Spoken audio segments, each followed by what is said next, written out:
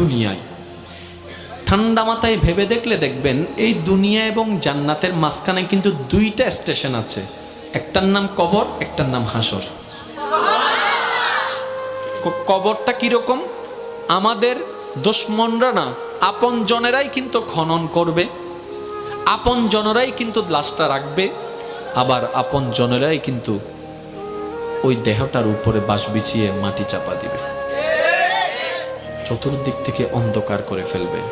মনে রাখবেন, কবর আলোকিত হয় ঈমানের আলোয়, সুবহানাল্লাহ, আর হাসর আলোকিত হবে আল্লাহর রহমতের সাথে আপনার আমলের আলোয়, সুবহানাল্লাহ। হাসর আলোকিত হবে আমলের গুণে, কবর আলোকিত হবে ঈমানের গুণে।